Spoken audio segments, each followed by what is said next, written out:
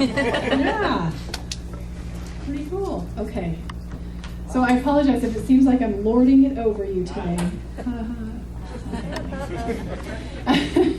So we have this big bridge because we're talking about bridging the gap today. That's the sermon for today. So all throughout this Sticky Faith sermon series, I've been very attentive and kind of paying attention to different ways in my life that I see, people helping others understand things or being raised in the faith. So either in the church or kind of in my own life too. The parenting role has really come up a lot. And so this week I did something brand new that I've never done before. I volunteered in Margaret's classroom. Anybody ever done that? You volunteered in your kid's classroom? Yeah. Well, see, actually they need a lot of help, right? There's not enough teachers, so they're always asking the parents to come in and help.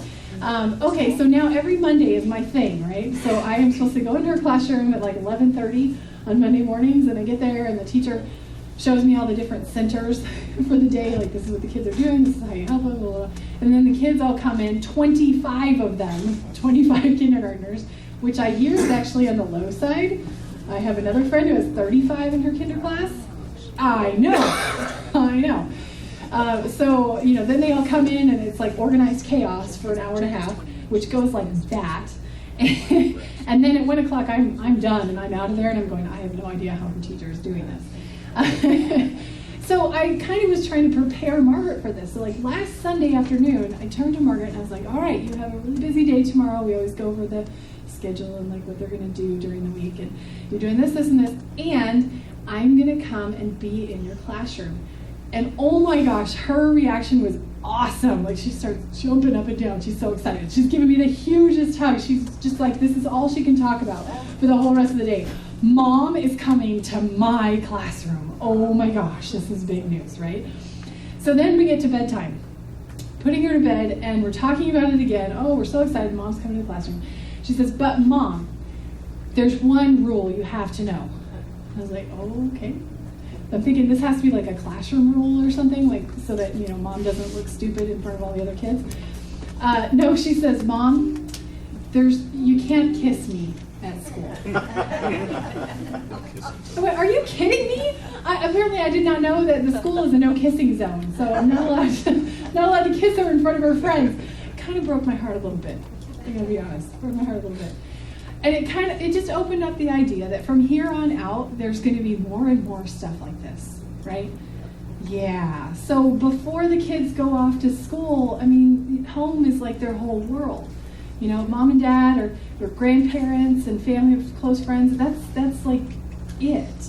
But then they go off to school and everything opens up and there's teachers and there's friends and there's other families and all sorts of independent building opportunities. So I'm really grateful that we're still in this stage where she wants me around and she's excited that I'm coming to her classroom. But I foresee the days in which there will be many other mentors in her life. And there will be so many other folks that she goes to for advice and that she relies on. And truly, in the bottom of my heart, I am grateful for that. Because I know that I cannot teach her everything that she needs to know. And that it does indeed take a village. And that's what we're talking about today, is that heartbreaking, scary moment of sort of letting go. And so it's called bridging the gap because you kind of think of high school's on one side and whatever's next, college or work or job or whatever's on the other side. And so how do you help your kids, or how do we as a church help our kids here at this church to take their faith with them as they bridge that gap?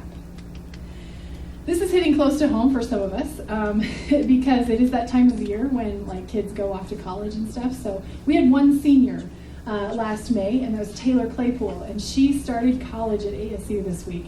And so I did ask permission. Carrie posted on Facebook this week, and so this was her Facebook post midweek on the first day of classes. She said, I actually made it because I don't have it written down. I don't remember. Okay. She says, I just texted Taylor Claypool to wish her luck on the first day of classes, and it made me cry. Hashtag not sure how well I'm handling this. Hashtag letting go is hard. True story, right? Letting go is really, really hard. And this story about Hannah is just hilarious. I mean, here you are in the middle of the letting go story, but you also have a Hannah. It's just all like working for the Claypools this week. But the story about Hannah and what she decides to do with this beloved son Samuel is one of the greatest expressions of faith in God and trust in God that we have in Scripture. And if we're able to live that out too, then it's one of the greatest expressions of trust in God that we can live out as well. You know, as a kid and growing up, I always thought of these scripture verses as the story of Samuel. You know, because it's the story of how Samuel's born and then how, you know, he goes off to be a priest in the temple. But isn't it funny how in the last few years, this has really become the story of Hannah? The focus is on Hannah. Because prior to the scriptures that we read this morning, it talks about what Hannah's life was like. You know, so she married her husband, Elkanah. We had debates this morning about how to say his name. But we're going to go with Elkanah. So she marries her husband. And, you know, a woman's role in society at that time, a huge part of her role was bearing children. And yet Hannah can't bear children. And so it causes all kinds of strife between her and her relationships in the community and even her, self-doubt and her sense of identity. And so it causes her to sort of spin, I would imagine, into a depression. And so it talks about that this desire to have children becomes like her every wish, her every prayer, all she can ever think about. And it's probably not made any better by the fact that Elkanah's other wife, who has children, is constantly jabbing at her with it, you know, and so that kind of pushes her over the edge. And then Hannah prays for a son. Elkanah offers double portions of offerings in her honor. And her wish is granted. The Lord hears her and she's able to bear a son, and she has Samuel. So now she has this son that she has just yearned for so long. And he's finally here. And what does she decide to do? I mean, it's absolutely shocking. I mean, I don't know that I would ever even consider this. I'll be honest. This is huge. She says, I'm going to give my son back to God. In verse 22, it says, after the boy is weaned, this is Hannah talking, I will take him and present him before the Lord, and he will live there always. Always. You know, they weaned kids at about 3 years old then. So this is a 3-year-old we're talking about, that she's going to give him over to the temple, to Eli, this priest. And then her son is actually going to live there, away from her. She's not going to raise him. She won't see him on a daily basis. I'm giving him over to the Lord because I'm so grateful for what God has done.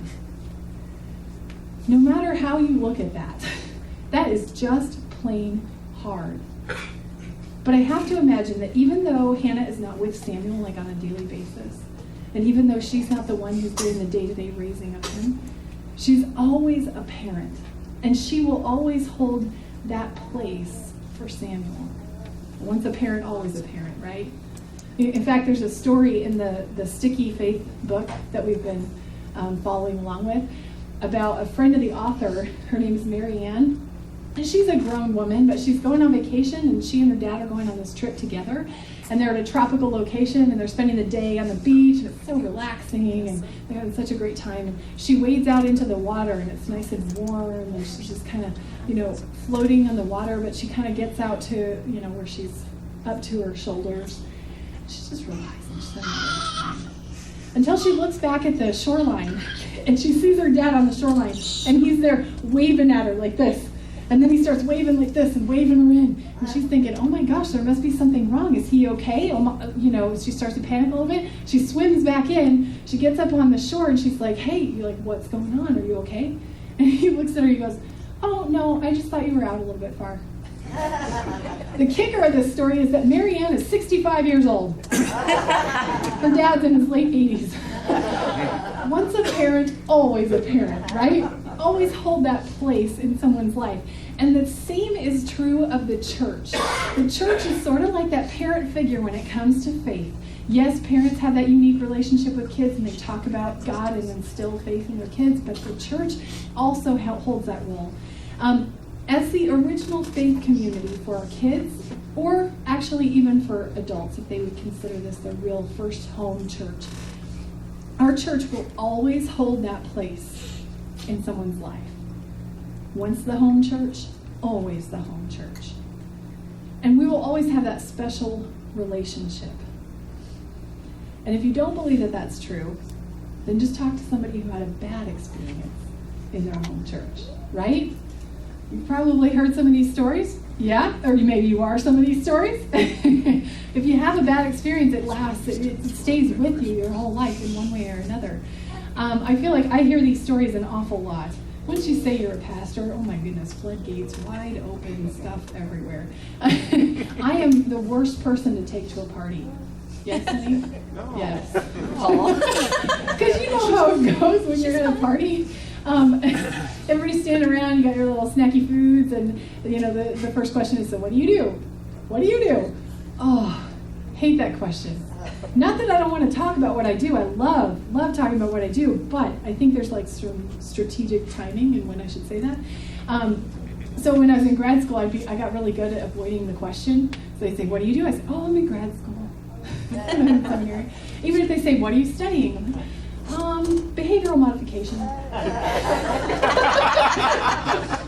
Or my favorite was this one's long. Ideological shifts throughout world history and their modern applications. Yeah? That's good stuff. I'm giving these to Asa. He's writing them down. Yes. But then I'd say, but tell me more about you. I really want to know about you. Because once somebody hears that I'm a pastor, they kind of open up and they want to talk about whatever experience they've had. And unfortunately, I've heard some really bad stories over the years. Because people have been told some really sad messages by their church communities. You know, there's people who feel like they've been excluded by their faith community for crazy reasons. Because of their gender, because of their race, because of their sexual orientation, or because of things like tattoos or piercings, or in one case, even hair color.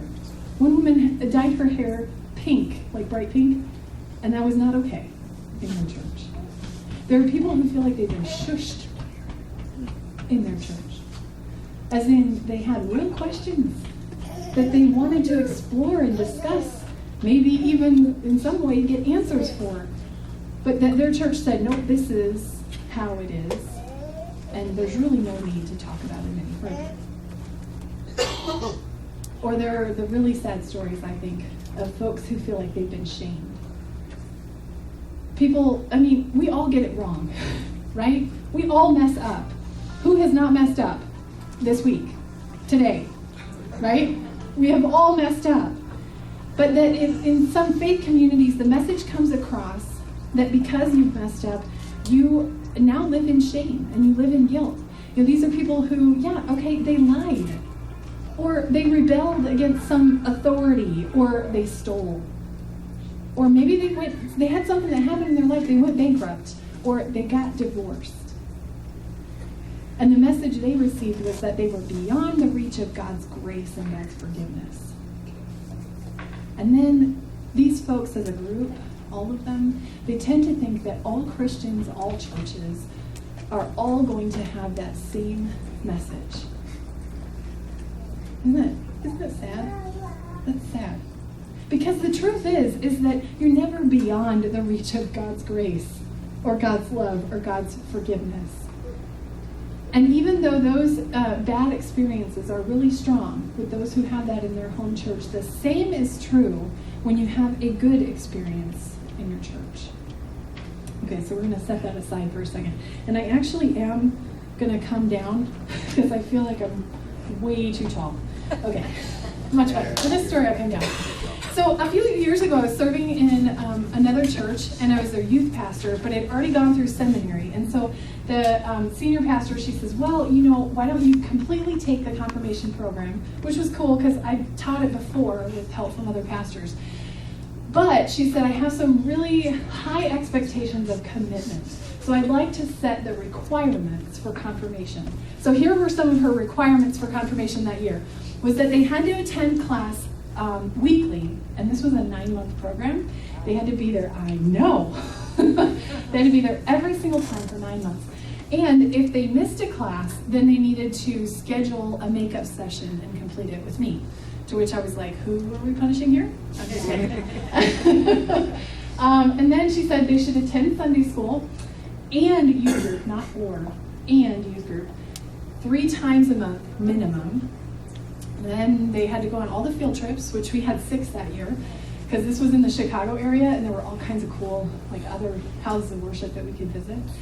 And then they also had to go to all the special services throughout the year and help lead them. So think like Ash Wednesday and all the Holy Week services and the Christmas stuff and all that. That's a lot, right? Yeah.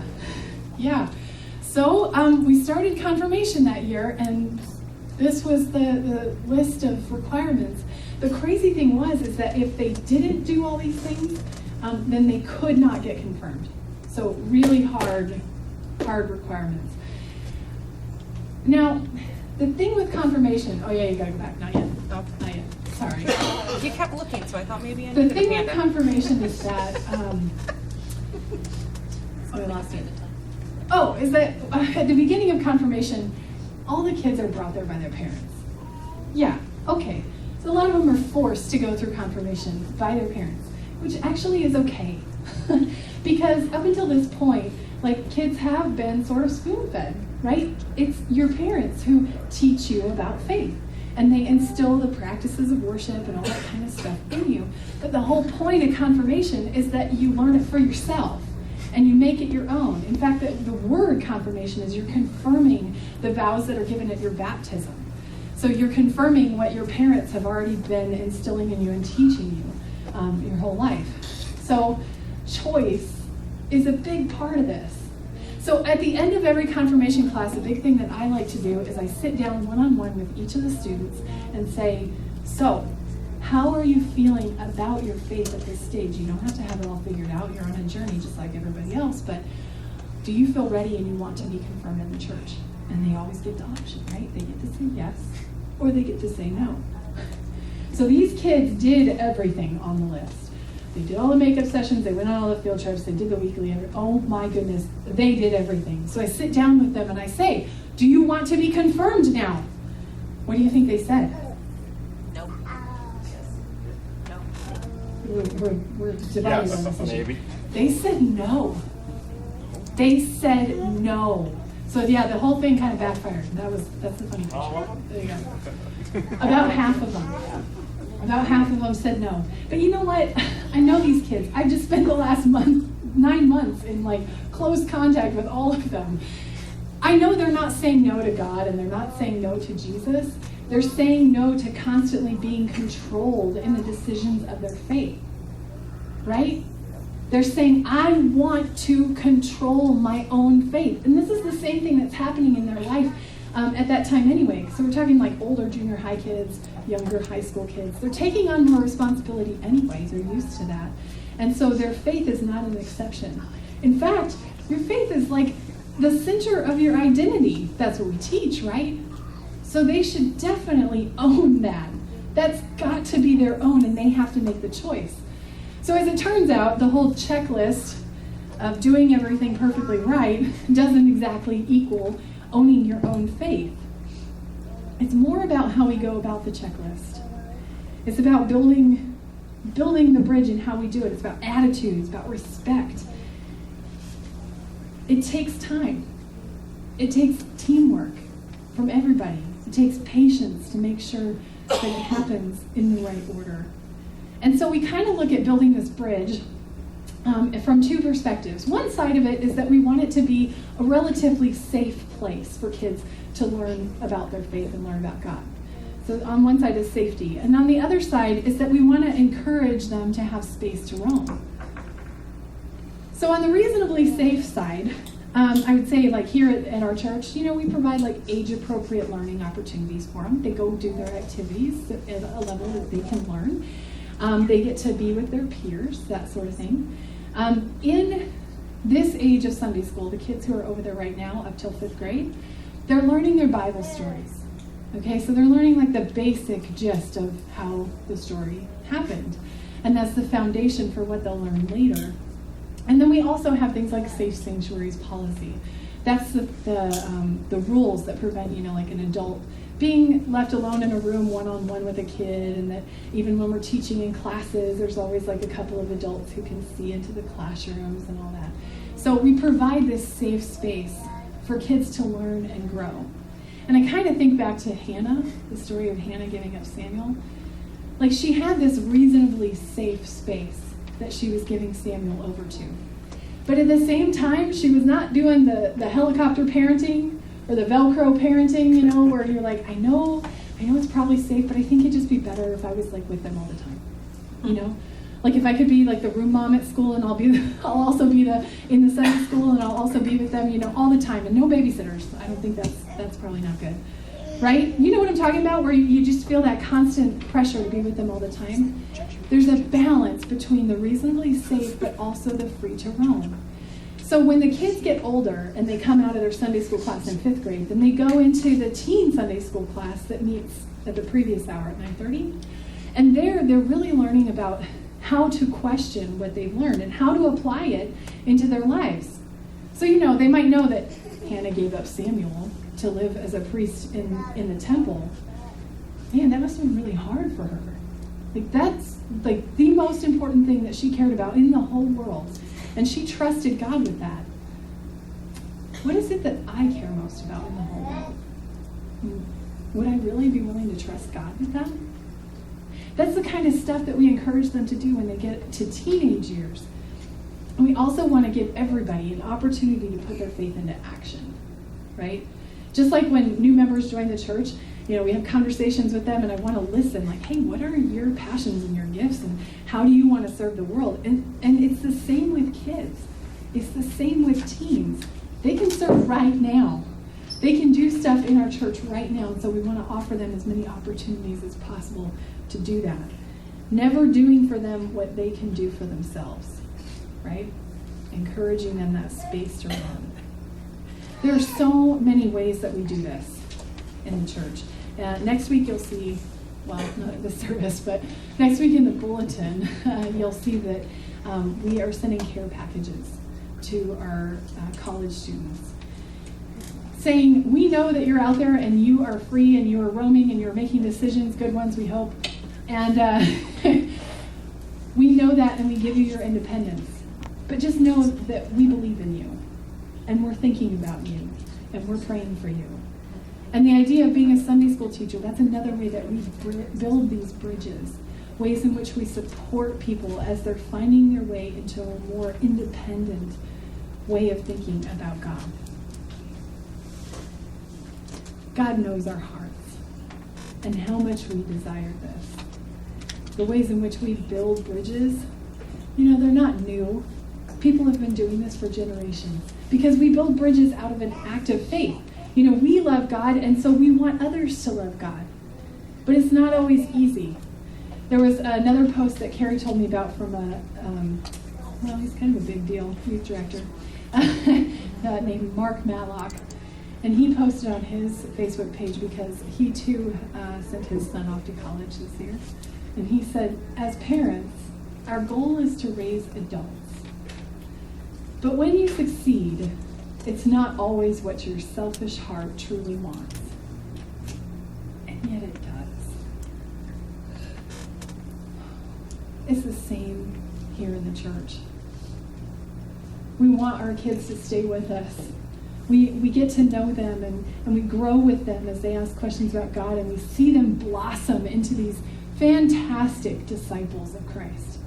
But there will come a time when we release them to go and do big and wonderful and new things out in the world. And we do that because we're really good bridge builders. We do that because we're faithful to Christ first, so that they can be too. We set them free to roam where the Holy Spirit leads them. Just like in verse 28, where Hannah gives over her child to the Lord. In the same way, we give over our children, and we give ourselves over to the Lord. We'll continue our time of worship with giving of tithes and offerings.